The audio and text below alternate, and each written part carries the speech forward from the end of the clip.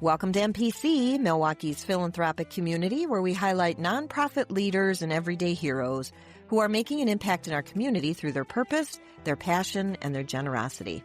I'm your host, Jill Economo, and I invite you to join me for a conversation about how our guest is making a difference and learn how you can make a difference as well.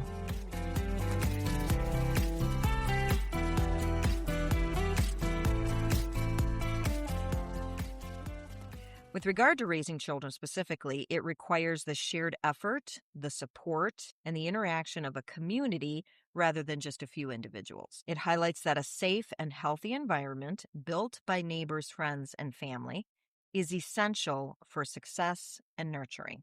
My guest today is Natalie Anderson, founder of Fostering Communitiy, who partners with local organizations, nonprofits, and individuals who desire to make a difference and who want to be that village for those involved in foster care and adoption through family events, tangible needs, resources, and community connections. Welcome to the show today, Natalie. Thank you so much for having me. You are certainly welcome.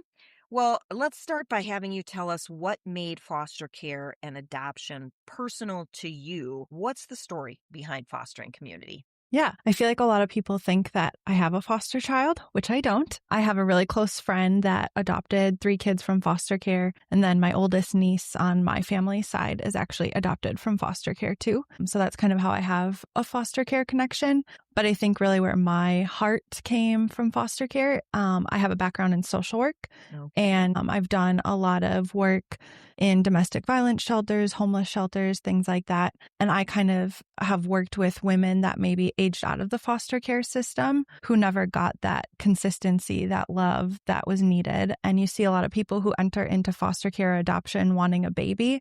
And I always think, what if we cared for the 16, 17, 18-year-old girl as much as we care for the baby? And so how do we kind of love bio parents, but also support families that have a 2, 5, 8-year-old kid and support them so that we don't see those kids age out of the system and then they're able to have kids themselves that know what it's like to be in a healthy, safe environment.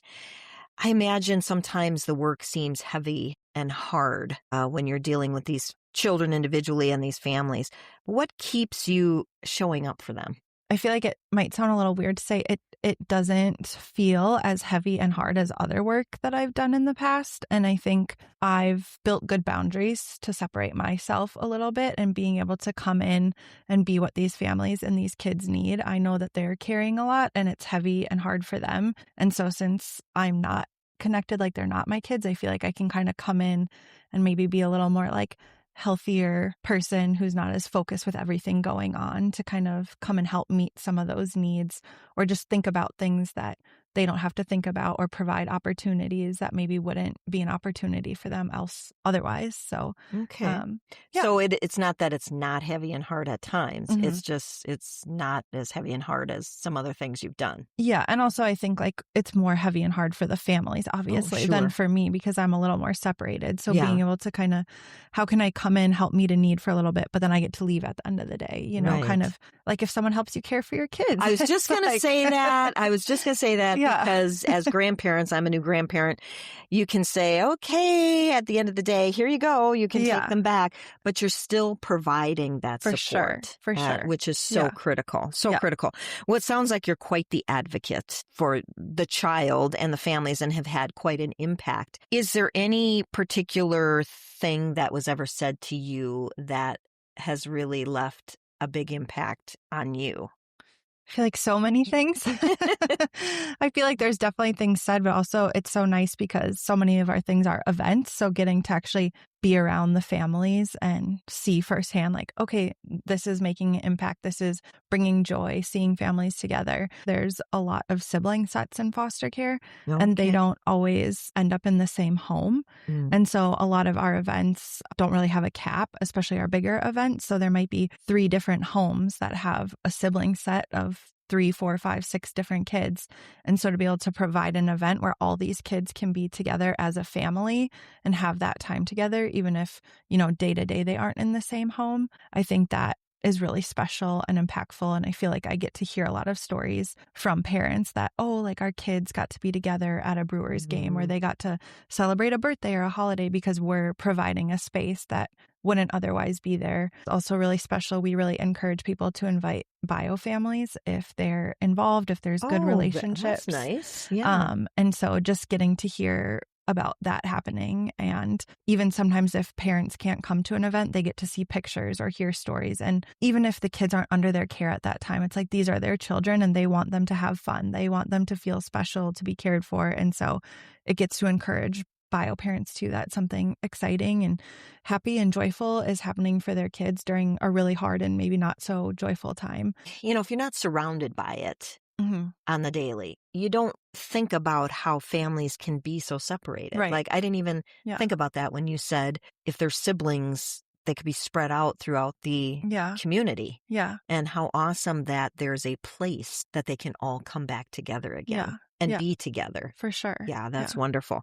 Well, as of early 2026, there are approximately 6,000 to 7,000 children in out-of-home care in Wisconsin, and that includes foster care, kinship care, and residential facilities. When you hear that stat, what goes through your mind? Yeah. One is too many, probably, right? For sure. Yeah. Yeah. I mean, I think there's so many levels to that. It's what are we doing to support bio families? Like I said at the beginning, it's some of these parents might have grown up in foster care themselves. And if they never saw what a healthy, supportive family looked like, it might be harder for them to know what it's like to be a parent, to be a stable parent, to have opportunities. So how are we supporting bio families is important. And then foster families, there's some really good foster families out there that might burn out. So how are we supporting them so they don't burn out?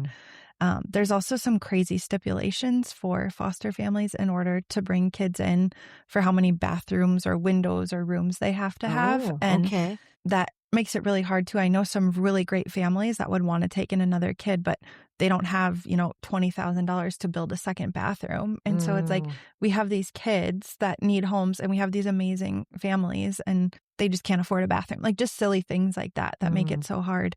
Again, you said it's way too many children that are in this situation. But the wonderful thing is that people like you, organizations like yours, are there to provide solutions or at least attempt to provide some way to help the families. What do you think most people don't understand about a foster and adoptive family, what they go through on a day-to-day basis? Not because they don't care, but quite possibly they're just not, again, surrounded by it all the time. Yeah.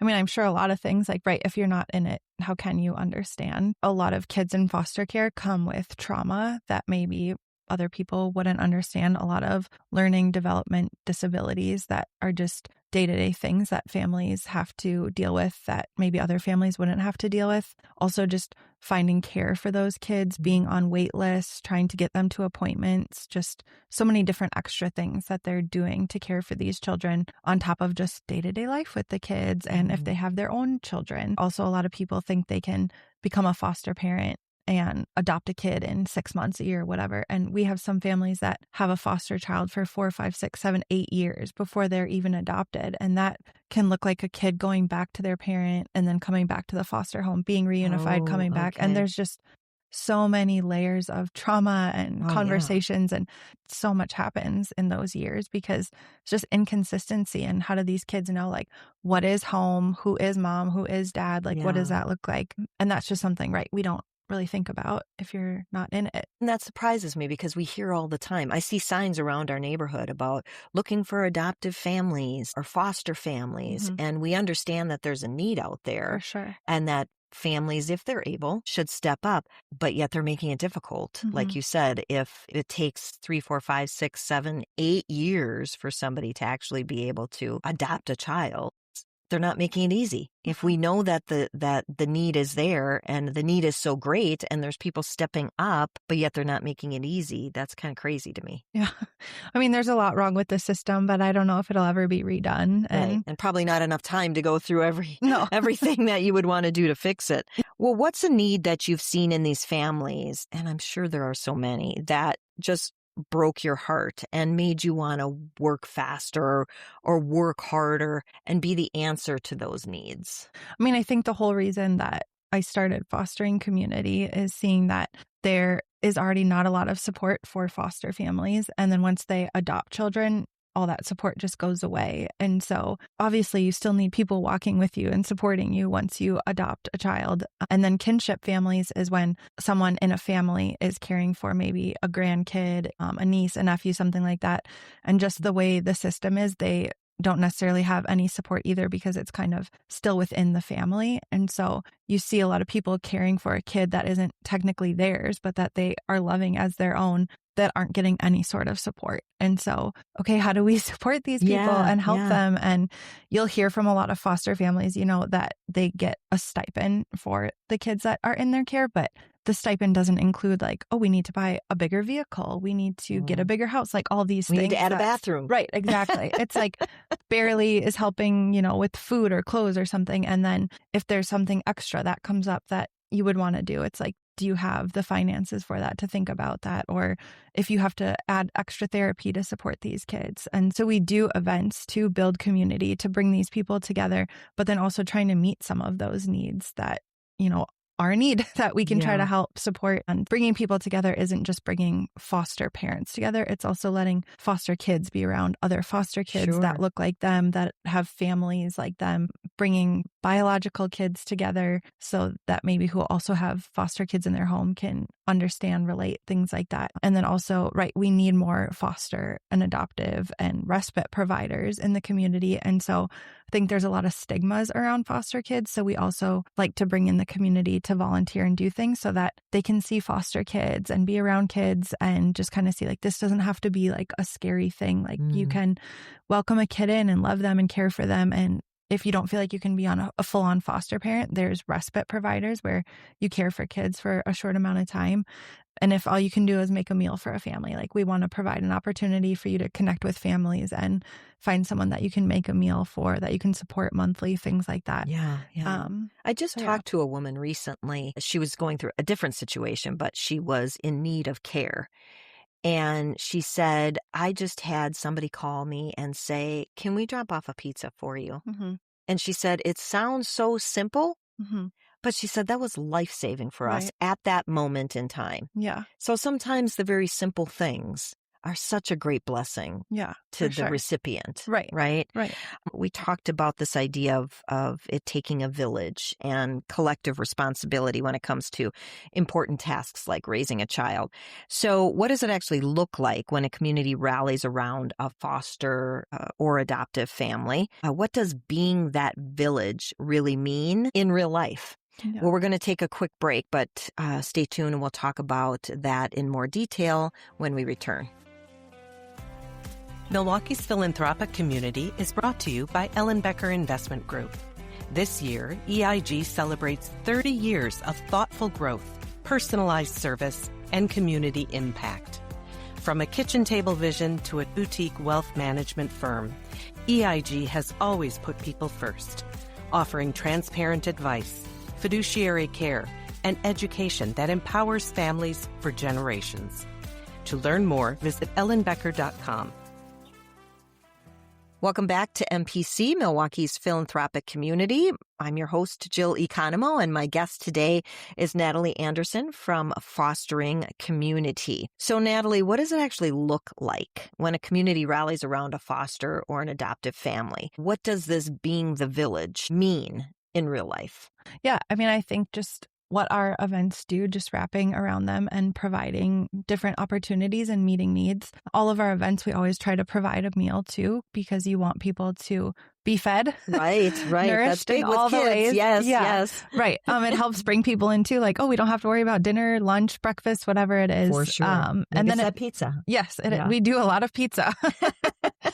But yeah, and then it also just provides a space for people to stay longer too and build that community and connect with each other. There's a lot of being the village within the foster community of just, someone has a resource that someone else needs, a lot of like connecting and sharing resources and education and knowledge and things like that. A lot of foster parents can also be respite providers for each other, which means that they help care for a child. It could be, for an hour while you run to the grocery store, or it could be for a weekend while you go somewhere. And then also just like outside of the foster community, encouraging the greater community to be a part of the village. We had a foster parent the other day reach out that they just got care of 2 little girls and they wanted some dress up clothes. Like that's so simple to some of us, but that's a need that we can help meet in some sort of way. We had another family that had a child from another country and wanted to send them to a show that was kind of educational and help represent their culture. And so just different things like that. I have an open email to the families, and then I can send emails out to our volunteer list or post on social media just when little needs like that come up. Well, what would you say is the most common things that families tell you they need, but they couldn't really find it anywhere else? Well, I think what's kind of unique about our program is that no one needs to go to a Bucks game, but it provides an opportunity that these families would never be able to give their kids, especially if you're saying, oh, I'm taking 10 kids to a Bucks game. It's like, who can afford that? And also, some kids might not be able to last through a whole game. So it's like, do you want to spend money on that? But we're providing these opportunities that families wouldn't otherwise be able to give these kids. And then again, it provides greater opportunities of, hey, bring bio siblings to the Brewers game or invite bio parents to our back to school event. And so I think it's kind of meeting a need that maybe families weren't even thinking to ask for, but now that it's there for them, it's providing this greater need of building that community within the family unit and giving opportunities that they never would have even thought would have been an opportunity for these kids. So I was just going to say, that sounds like so much fun to just imagine getting a call.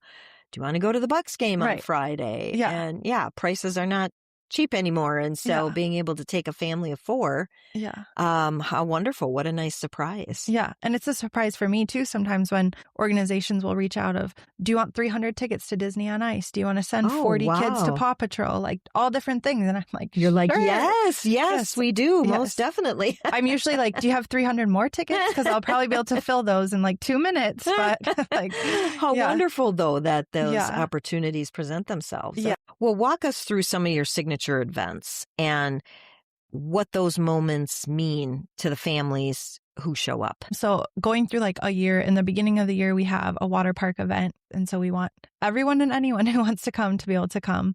And the water park day, again, allows for families to invite bio siblings, aunts, uncles, grandmas, grandpas. 2 years ago, we had 2 separate families come and they didn't realize that they were aunts and uncles or like extended family or something. And so these cousins got to be together for the first time in like so long. And then we have a resource fair, usually in April or March. If you are overwhelmed and looking for resources, you can get on Google, but that can feel like a lot. So this is kind of like Google in person, and they just get to walk around and make different connections and meet different resources. And then we do our big back to school event. So we give away backpack school supplies and we kind of set it up like a store, which is fun. So the kids get to like pick out their own backpack and then they just go around and fill their bag up with whatever they need. And then we do our big Christmas event at the end of the year. And we actually do that with the Milwaukee Bucks, which is really fun. So I reached out to Mariah a few years ago and just got lucky and she reached back out. And so, her and I have been doing this big Fostering Community Christmas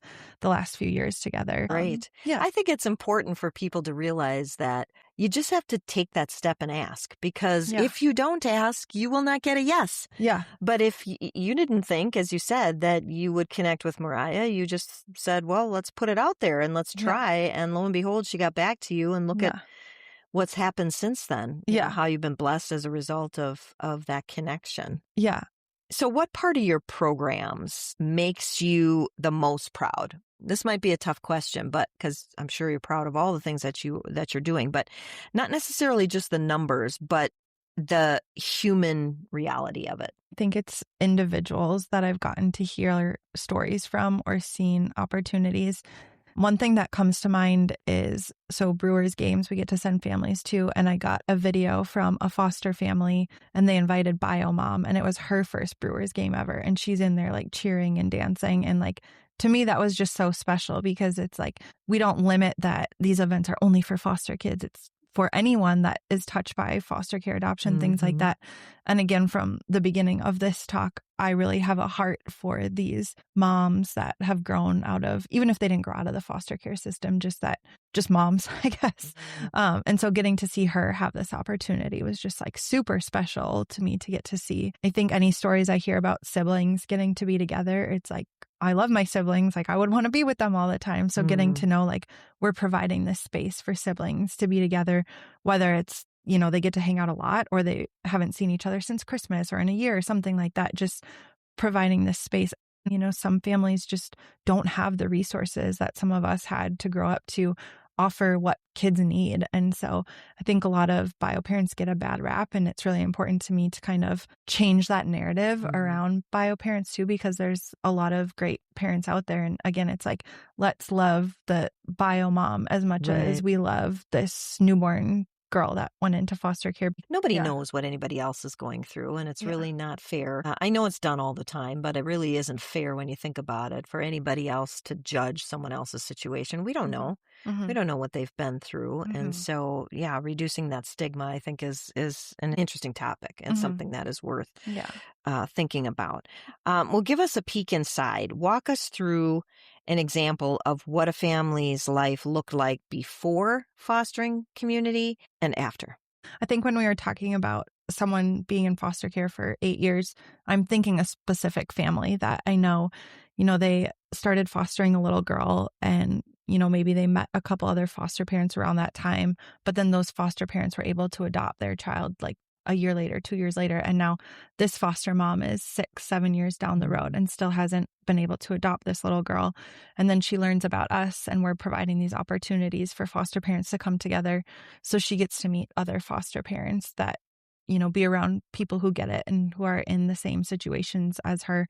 And now she has gotten to adopt that little girl, which is super exciting. But knowing that we provided a space where she could be around other people who get it so that she wouldn't feel like, okay, I'm on this journey all alone for 8 years. Like I want people in my life who get it, who can support me. And so I think someone like her who's just kind of journeying alone, providing that community for her. And I think it says a lot to the fact that when we started, we only had a few families, and now we're at 400 and counting, where it's like, there is a need, like people are showing up. And even if the only thing they do in a year is come to 2 Brewers games, it's like that was impactful and important to them. Right. We love to share impact stories. I think it's a great way. We call it POP, or proof of performance. It's a really great way for our listening audience, our viewing audience, to understand, how do we know that what you're doing is actually working? So is there a particular story, a family story, that has really stuck with you? I know you shared one before, but do you have any other one that you'd like to share with us? I don't know. I feel like there's so many families, and I don't necessarily know all of them by name, or if all the kids showed up, I wouldn't be able to point like whose kid is whose. But I think getting to see families show up to events where it's like, they bring their little kids, and then they bring an 18-year-old that they had that grew up and moved somewhere else, but he's still a part of their family. And now he's getting to come to this event with them. And I think just getting to see those like family connections continue, and us getting to provide that space for them. We also walk with families through hard things. So one family that was or is a part of our community. She had a little boy, and she had him for a while, and she's a single mom caring for him. And eventually he went to be with an aunt, and that was really hard because she had been caring for him for years, and then she just didn't get to see him anymore. And then she ended up getting a little girl that she was able to adopt in about a year. And so it's just getting to see like celebrations with families too, and getting to walk with them through those things. And there's these 2 moms that I think are amazing, and they already have so many kids. And at an event, they showed up with another kid, and I was like, what are you doing? And they're like, well, like he was just like at the agency, like they had nowhere for him. And they're like, how can we say no? And so it's just like, right. You just got to have love and like open arms, and maybe enough bathrooms and bedrooms, depending on the situation. But I think there's just like really awesome people that I get to know and hopefully like provide opportunities to. Yes. So, well, and I really appreciate you sharing the stories, because again, I think it's one thing to say we have this program, but quite another to say this is the program we have, and this is really how it's impacting families, and this is how. So I appreciate you sharing that. What does Fostering Community need most right now in order to reach more families with what you do? I mean, I think volunteers are always great, especially a lot of our big events. I tried to start like a smaller grant program. I would love to be able to provide other opportunities to families. And obviously finances are helpful, but if there's a group of volunteers who are willing to kind of step in and meet certain needs, like I said, with this family that wants dress ups for their daughter, it's like no one needs to be paying $100 a month for that to happen. But it's just like, right, if we can shoot out an email and be like, do you have like 1 or 2 dresses your kids don't need? Again, just like showing up, being that community. We have a couple of people that make meals and are willing to make meals monthly. And it can be as simple as like buying bag salads and throwing some pasta and sauce together. It's just like blesses families. They don't have to think about it. A meal is waiting for them. Costco is great for that. You go and you get those big meat pies or those big shepherd's pie, the bag salad, like you said. Yeah. Because some people are like, I don't have a lot of time. Yeah. But I can take a half an hour to go to Costco. Oh, with our 400 families, I can probably find a family that lives within 5 to 10 minutes of you. So it's also not like an undertaking. So the individual or the family that is providing a meal, they take it to the adoptive or foster family home? Yep, that's how we do it sometimes. Otherwise, we have families that will meet up or that are building community. And then sometimes at some of our bigger events, it's like you can make baked goods, you can bring something. We do partner with different churches and things like that who we've kind of vetted so that it's right. I don't want to just be giving out people's addresses, and we want people to meet up in like good, safe situations. Right. Even just be praying for your organization. Yeah. Praying for you that you're led to those people that really need the help that you provide. Yeah, definitely. And so I think if there's people listening that are like, I have a play space, I can face paint, whatever it is, it's like, great, let me know and we can make an opportunity happen, or we can create an event out of that, or different things like that. Because I don't know how to face paint and I don't have a massive backyard. So many of our events happen because of those community connections and different things. And so I love connecting and learning about things like that. I think if people are really passionate, we want to have them involved, whether it is like on our board or as a main volunteer.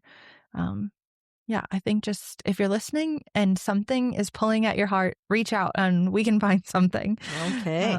What's that first step then? You said they should reach out. Yeah. What's the first step for people listening right now to take if they want to be a part of that village? And what are the connections? Meaning phone number, Facebook page, website. What's the best way for people to connect with you? Yeah, I would say so. We do have a website, so it's fostering-community.com. And there's a thing on there where they can send an email, and then that will also have links to like our Instagram, Facebook, things like that. And then we do have a page that will say maybe what one of our events, like bigger events happening is. So if people want to get involved with that. And then we do have a meal sign up on there too, so that I can help connect people in different cities and things like that. But I would say the best way to reach out is just send an email and let me know what your heart desires, and if you're kind of like, I don't know, but I'm here, then I'll let you know when our next event is. And we can get you connected. But be warned, you might become a foster parent we definitely have had a handful of people, especially at our Christmas event, that will come to the Christmas event as a volunteer. And then I see them the next year as a foster parent, which is great because that's what we want to see and we want to do. Yeah, that could happen. And we hope it does. So what you were doing was really connecting people. And I think not just our community, but I really think all over the country, people want to help. They want to help in some way. They just don't know what's the best way to do that. Yeah. We never have enough time to get to everything. We could probably be talking for hours and hours, right? But I appreciate you visiting with us today. I appreciate all the ways that you help and support the fostering community. If anybody wants to reach out and you didn't get a chance to write down the resources that Natalie shared, remember that you can get contact information and other information in our show notes. I encourage you, our listeners, to stay tuned every week. Every Thursday, we have a new episode that will drop, and you'll learn about a wonderful organization like Fostering Community that is making a difference here in southeastern Wisconsin and beyond. And you can also learn how to use your time, talents, and resources to make a difference in some way. So always remember, if you are at home, at work, or out in the community, find a way to be a blessing and give a blessing. Have a great day. Thanks for listening to this episode of Milwaukee's Philanthropic Community, brought to you by Ellen Becker Investment Group. If something in today's conversation resonated with you, share it with a friend or family member. And if you haven't already, subscribe so you never miss an episode. At Ellen Becker Investment Group, we believe education and community impact go hand in hand. That's why we love bringing you thoughtful insights from leaders and organizations who care deeply about making a difference in Milwaukee and beyond. Please note, this podcast is intended for general informational purposes and to highlight philanthropic efforts in our community. The opinions and missions expressed on MPC do not necessarily reflect the opinions of Ellen Becker Investment Group employees and leaders. For more resources, visit ellenbecker.com. We'll see you next time.